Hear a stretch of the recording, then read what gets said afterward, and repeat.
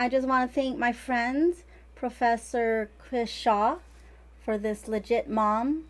It's a Grappler's t-shirt. She gave it to me years ago. She's one of the first 10 female Brazilian Jiu-Jitsu black belts in the United States of America. Check her out, Kris Shaw, K-R-I-S, Shaw. And I believe she's the publisher of BJJ Legends magazine. I could be wrong, but I'm pretty certain. And if I'm wrong, then I apologize. But I wanted to share this t-shirt. I was wearing it today, and I thought, you know what? I want to do this video with this amazing t-shirt because I'd like to talk a little bit about commitment and some mom life hack stuff. And I do want to share that when I was leaving the gym today, I saw driving down, and luckily I was driving carefully down because there was a stroller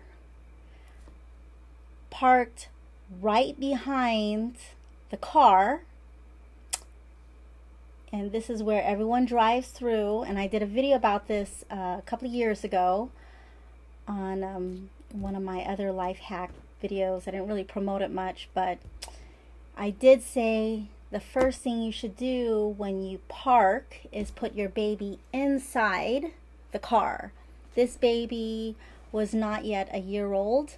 I have a 19, here are my kiddos. I have a 19, a 13, and a 5-year-old. Till this day, I mean, my son still likes to ride in the stroller, in the cart. First thing we do is we put him in the car. First thing I did with Angeline was put her in the car. This baby was not far away from the car. The baby was by himself or herself by the trunk. No one was next to. Mommy was about 6 feet away on her phone with her toddler next to her.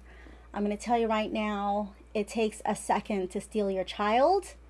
And you have to look at things from the bad guy's perspective. And if you don't want to think of it that way, then think of it as there are dudes and girls just driving down really fast.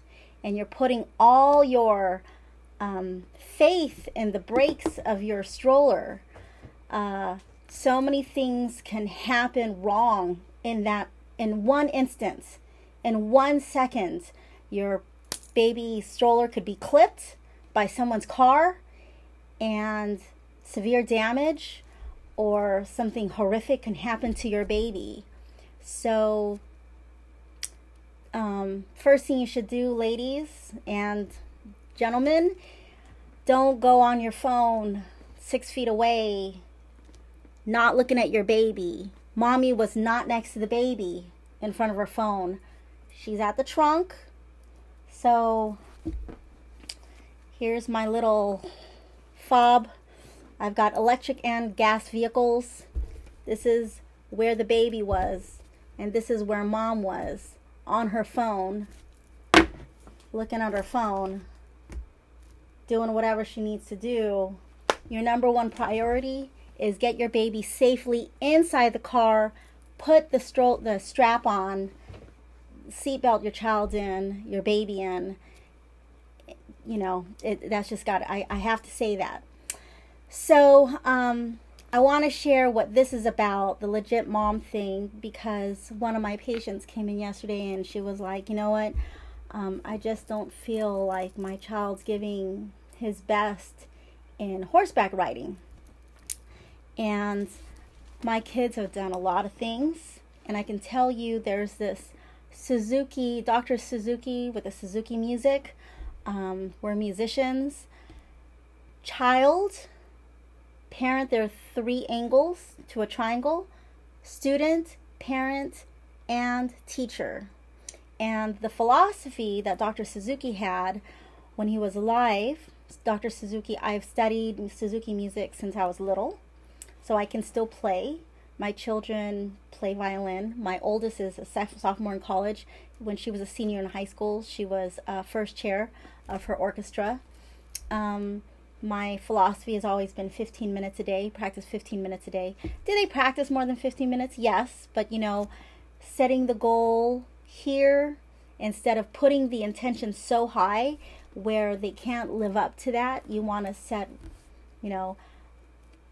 realistic goals. And then when you get into it, then, asking kids to practice it can be very challenging, especially, but more importantly, you want to focus on long term. So the whole thing about Suzuki method is the student can only quit if 2 out of the 3, student, parent, teacher, if 2 of the 3 agree. And I'm going to tell you, as a musician and also as the mother of violinists, you have to go through that hardship of listening to your trumpet player. Piano doesn't really have the ugly sound that maybe a violin or a wind instrument may go through in the beginning. But wear earplugs and don't criticize. I was beaten with with a bow, so not by my teacher. So I know what not to do to a child. I am not my kid's violin teacher. I've paid for swimming lessons, violin lessons. Now my 19-year-old, she helps out in Jiu-Jitsu class. I assist in Jiu-Jitsu classes with the baby Jiu-Jitsu and the teenagers. And afterwards, I just drill with her. But I was never her teacher. So now that she's older, I can just show her fundamentals, and it's a lot more fun, But for my 13-year-old who trains every week and my 5-year-olds, I'm not their teacher. So I recommend that you have someone teach your kids, unless you're super patient with your own child. But that parent-child dynamic can be pretty challenging, and you can grow the wrong expectations, and it's just not as fun for them. So why am I bringing this up? Because my great friend here who's like, I just don't feel like my child is really giving his all to horseback riding. I say, whoa, slow down and just say, hey, you're doing an amazing job. Just showing up to basketball, showing up to soccer, showing up to music lessons, showing up to karate, showing up to jiu-jitsu, showing up to whatever it is you put them in, ballet, whatever. They're gonna cry. They're gonna go through a phase where it gets hard. And there's a book that I've read during this whole, my daughter's 13. I didn't read it with my first child, but I found out with my second child. It's around the tween years, around 10, 11, 12, called Tending the Spark, by Betty, she's a Waldorf teacher. Tending the Spark, Betty Staley. She's a Waldorf teacher. And it's the light for middle school. I really, really recommend that book. I also recommend that you listen to her on YouTube, Betty Staley, Tending the Spark. It's especially for that age range between, elementary. There's a gap, like 10, 11, 12. They're not kids, but they're not teenagers. They're tweens. So anyways, check that out. It's going to be hard. They're going to want to quit. And that's where a lot of people quit. And I'm going to segue into us as adults. Like, how do we not quit? How do we continue with something till we complete something?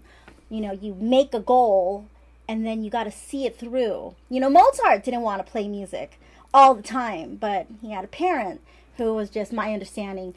And you just have to go through that ugly phase, that difficult phase, that challenging phase.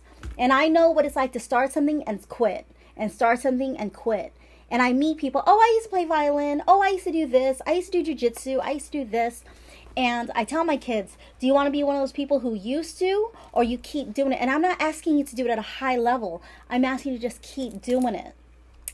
So, for example, when Angela, my 19-year-old, when she was a sophomore, she wanted to play basketball. And I'm like, well, we barely have time for jiu-jitsu. You're a musician. You're in an orchestra. You're in dance. And she wasn't in team that year. And she said to me, Mom, I said, what makes you think you can play basketball? She said, you told me I could do anything I put my mind to. And I said, we can't do everything. So, you know what? I said, I never want her to go through this phase in life where she goes to therapy and she goes, my mom didn't let me play basketball. So I said, all right, we put a hold on everything, and I put her in basketball lessons with Jamie Stopnitzky. I put her in private lessons. You want great private lessons? Contact Jamie Stopnitzky. I will give you his number. He coaches. He's got teams. He helps kids. So I'm going to wrap this up, but I just wanted to say, don't let your child quit. Just get through that ugly phase. Get through that difficult phase. Get through that phase where it's challenging. And so just a few days ago, I was at my friend's. They own Arvita, and we train Jiu-Jitsu together. And that blue belt phase is where a lot of people quit. And when I decided at 38 to start doing Jiu-Jitsu, and I'm 49 now, so next month will complete my 11th year. I will start my 12th year beginning August next month. She said, it's just hard. It's hard. And I said, yeah, I get it. I've had moments where, those are stories that I can talk to you over, a drink. It's where it's going to get hard. The injuries will happen. The challenges will happen. But it's been so ingrained in me since working with people and myself in my journey and being a mom, how just a little bit at a time. Right now I'm listening to Atomic Habits. I believe that's the name of the book. And it's just those little changes. And it could be those little changes in your mindset. Like, you know what? Showing up. Just show up. When you just show up and you just keep showing up, no matter how challenging it gets, no matter, even if it's with tears in your eyes and it's hard, you just do it over. And I have so many stories of how I had to get back into something and it was harder. So, for example, when I was 43 and I had the surprise pregnancy, and my husband said, "Oh, are you going to quit jiu-jitsu like you had quit martial arts for 8 years with the first 2 kids?" I said no, because it was hard getting back in, because I had quit for 8 years of doing anything, any martial arts, and getting back in. When I got back in, I thought a year of Zumba was going to prepare me physically. I went into kickboxing. At the time it was Rain Training Center with Mark Munoz's gym, and I went not every day but maybe 3 times a week, and I was crying after in my car because it was so physically like conditioning again. It was challenging, and I never want to go through that again. So these are things that I'm sharing with you that are just like I had to learn through trial and error. Just go back. What I shared with my girlfriend was, go back to your intention, because the times when I wanted to quit, I'm no longer there. But the times when, especially as a blue belt and definitely as a white belt, and I was a white belt for 3.5 years, and I'm grateful that it took me 3.5 years to earn my blue, because my husband kept saying, this is the best time of your jiu-jitsu career. This is the best time of your jiu-jitsu journey. And now that I'm getting higher and higher, I can see why that was the basis of my fundamentals, the training. That time will really galvanize all your reasons why. You have to go back to the why. And so just and it's going back to that Suzuki philosophy. And so my girlfriend goes, well, who's my parent? And that parent, I would suggest, is what your intention is. Why is my intention? So as I'm not, I don't expect to be the Michael Jordan of jiu-jitsu or anything like that, but I'm a Michael Jordan of what I do for a living, because it's all I eat, breathe, and think about since 1994. So I transmute some of that energy into my hobbies, and it's just consistent. I went to dance today, to hip hop, and I didn't eat anything. I didn't have any protein, and I gave it the best I could at the time. It wasn't the best, but I had fun. And all these years since I was a kid, dancing some hip hop, I'm 49 and I'm still able to do it. And the girl next to me said, "You're really good." I'm like, "Oh, thanks." All I thought about was food. But the fact that I just keep showing up to the best of my ability, and that's my win. So you just have to pull your little wins and not look at the losses. Don't look at your kids and say, "You could be doing a lot better." Let their teacher say that. Let the teacher say that. I've had my kids cry on their way to jiu-jitsu. I'm like, "Sorry, this is what we're going to do. You can cry all you want. It's okay to cry. And it's okay for you to cry on your way to basketball, on your way to, whatever." and, you know, doing your best to stay healthy. But I made a decision when I was 26 and I started practicing Chinese medicine that I knew how I wanted to grow old, and I want to grow as gracefully as possible. And that's part of my intention. I'm 49, and knock on wood, I'm not on any medications. No, you know, everything in my health is terrific. And it all comes back to my intentions, why I show up to work. And I share this with my students. There are gonna be times when you get your highs and lows in business, but you go back to, why am I practicing? Why am I a doctor? Why am I a licensed acupuncturist? Why do I do this? When you're in school, why am I doing this?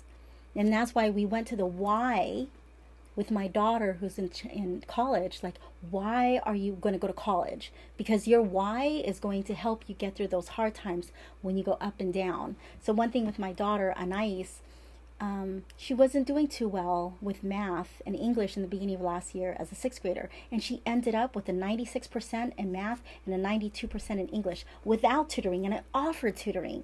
And she said, no, I'm going to do it on my own. Whereas my other daughter, I put a lot of money and time and effort into tutoring. This one does things differently. And she told us how she did it. I'm really proud of her. So that's what I want to share, some little hacks. But the most important thing, put your kid in the car right away. Okay, and you know, take it easy on your kids. Just the fact that they show up is good enough. Just say, hey, I'm proud of you. And someone taught me this a long time ago. After the game, after the tournament, after the performances, just say, are you hungry? Did you have fun, and are you hungry? I could have broken down my kids' tournaments. I could have broken down their performances, especially me with obsessive compulsive order, where I could have been like, you know, you could have done this, you could have done this. When I saw my kids bomb on stage, I never said anything. I said, did you have fun? And are you hungry? I didn't ask them how they felt about it unless they won, but I let them talk about it. Did you have fun, and are you hungry? That way you're not a critic of their performance. You just have fun.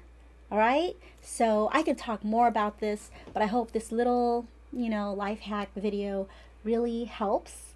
And check out some of my other videos. My daughter's been taking a lot of videos of me in action doing acupuncture. She's slowly editing them. We're doing some preliminary, you know, posts. But I'm really proud of you, Angeline, for helping me out, and her boyfriend Kanoa for taking videos and pictures and doing all this editing.